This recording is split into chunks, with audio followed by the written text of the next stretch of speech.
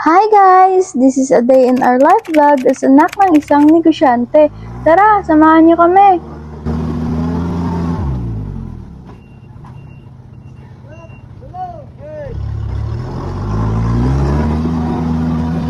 Okay. Let's go mga ka-idol. Yan ang aking papa. Bye. At sila, ang aming mga malalakas na labor. At ako naman, ang magandang videographer. So, ayun na nga guys, for today's video ay pupunta kami sa Simsiman dahil may kukunin nga kami doon na palay. At sila nga guys, ang malalakas naming mga labor. Lagi namin silang kasama guys. At saka hindi rin sila iba sa amin dahil sila din naman ay aking mga kamag-anak. So, yun na nga guys, dito ay papasok na kami doon sa area at medyo makitid ang daan. At kami dahan-dahan lang kasi may nakasalubong kaming tricycle. At ayan na nga guys, nandito na kami sa area. Putol nga ang aking video dyan dahil na full storage na ang aking phone. Ay for the go! Ayan na nga guys, struggle is life sa isang negosyante. Kailangan nga nilang alisin yung mga tinik sa gilid para makapag-backing ang sasakyan. At grabe nga ang slide ng damuhan dyan guys. Ito, panoorin nyo na lang.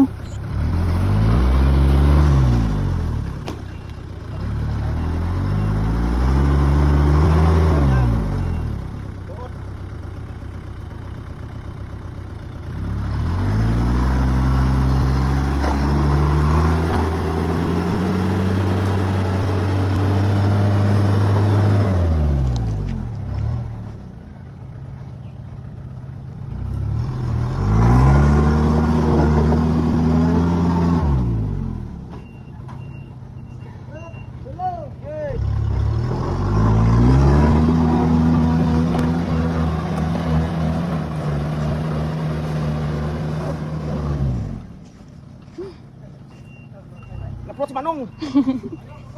At ayan nga guys, salamat kasi nakalis na ang sasakyan.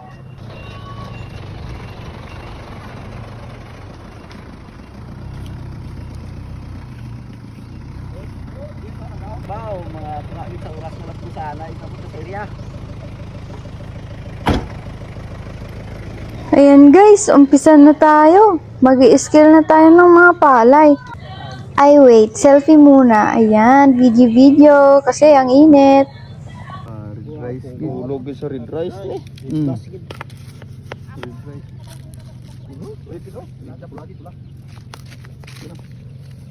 Oh, red yun. So ayun na nga guys, red rice daw yung palay. At 15 peso per kilo nga lang ang kuha namin dyan. Pero binigay naman ni Uncle.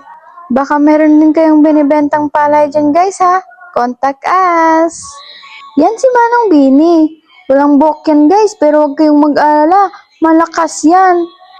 At yan naman si Kuya Adjo. Kuya Adjo, butot. Butot yan siya guys, pero malakas din yan. O diba?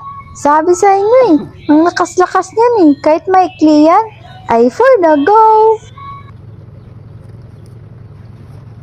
Ayan na nga guys, ako nga ay nagsuot na ng jacket dyan. Kasi hindi ko na talaga kaya ng init. At baka ako yung itim na naman. Ay for the go! Takot maitim ang ante nyo, kaya pagbigyan nyo na lang. Ayan, at nagbalot pa nga ng ulo. Takot talagang mainitan ng araw.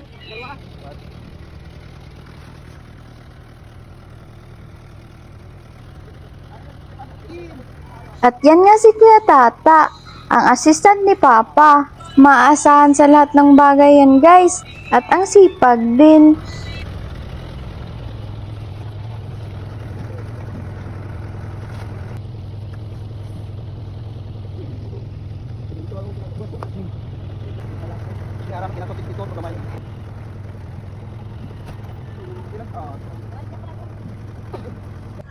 At ayan nga guys, ako'y nagbi-video na lang sa sobrang init.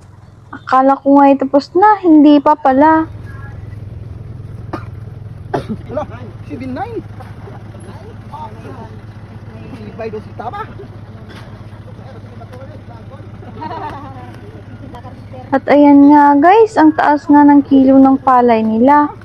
Partida, hindi pa yan nakaselekta. Ano na lang kaya kung nakaselekta? Mas mabigat pa dun. Pero wag kayong mag-alala guys. Malalakas yung mga labor namin. Ay, for the go! At ayan nga guys, nagsusumada na si Bossing at para mabayaran na din ang palay na pinili namin. Ay, for the go! 160. Ayun, nag-isa ko si Boss Tana. 2015 yan. Siya nito. May 5 ulit ka dyan manong bulan. Ang bini mo pirato? Ay, kinuhon ka lang. Kinuhon lang. Ako pagkita bulan. Natawa ka last tao. Tulog ka last tao. Guys!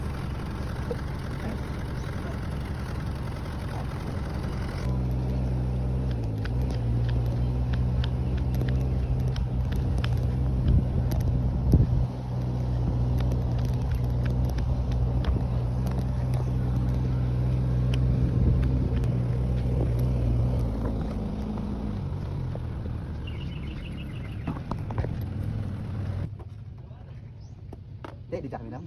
Adan. Makakita ko sa play mo kung itong bini ah. Din. Ayan nga guys, huwag kalimutang magpasalamat bago umuwi. At ayan guys, medyo maputik na dito ang daan.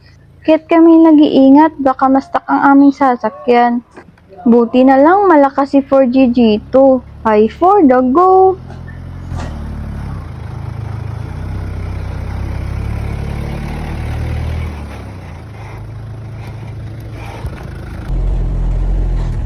Ay, abi ko di kasapa pa. Di ka dalom. Dito nga guys, matirik ang daan, kaya kami ay dahan-dahan lang. At mabigat pa naman ang aming karga. Baka kami bumalik dun sa baba. Ay, for the go!